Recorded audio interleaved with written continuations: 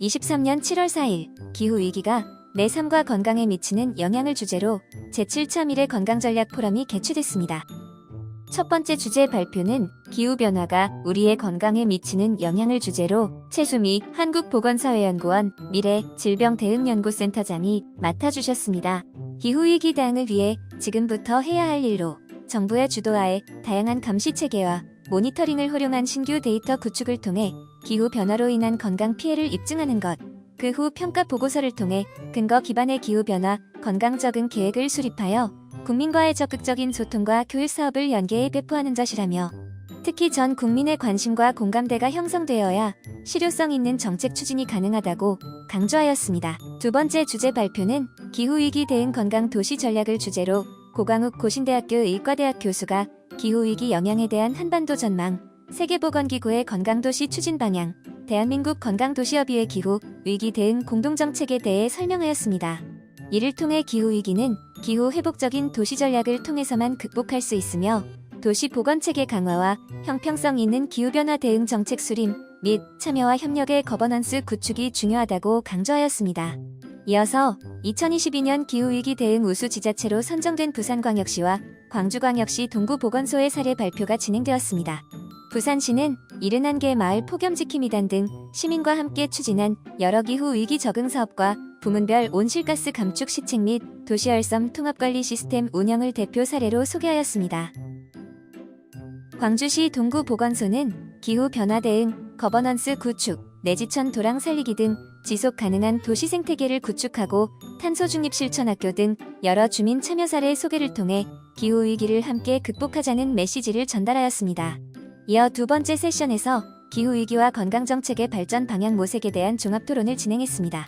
가톨릭대학교 의과대학 배상혁 교수, 현재 기후변화로 인한 건강 영향이 상당히 진행됐지만 이 건강 영향이 기후변화 때문이라고 명확히 분류하기 어렵기 때문에 어떤 영향은 어떻게 나타나고 이것에 대한 대응과 적응 방안들이 얼마나 효과가 있는지 정량적으로 평가하는 것이 필요하며 정교한 계산 방법을 개발하는 것이 중요합니다.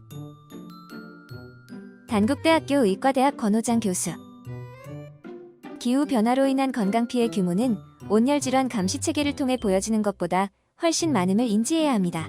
또한 기후위기 대응 과정에서 일어날 2차 피해를 막기 위해 서둘러 사회적 대응 체계를 구축해야 하며 지역사회 기후위기 대응 사업의 목표를 구체적으로 수립하고 모든 건강 정책을 기후변화의 관점에서 보완하는 것이 필요합니다. 에코맘 코리아 하지원 대표, 기후변화가 심해지면서 대기오염 문제가 심각해졌습니다. 이로 인해 도심의 공기가 고온 상태로 정체되어 초미세먼지가 발생하는데 현재 초미세먼지의 가장 큰 원인은 요리매연입니다. 요리매연에서 발생된 초미세먼지는 어린이와 임산부, 노약자에게 더 치명적이며 폐암 외에도 협심증, 뇌졸중과 같은 심혈관 질환을 유발하며 특히 치매 발병률을 상당히 높이는 것으로 밝혀진 바 있습니다. 그러나 많은 사람들이 아직 요리매연의 심각성을 인지하지 못하기 때문에 보건복지부 등 모든 부처에서 이 문제를 해결하기 위한 노력을 기울여야 합니다.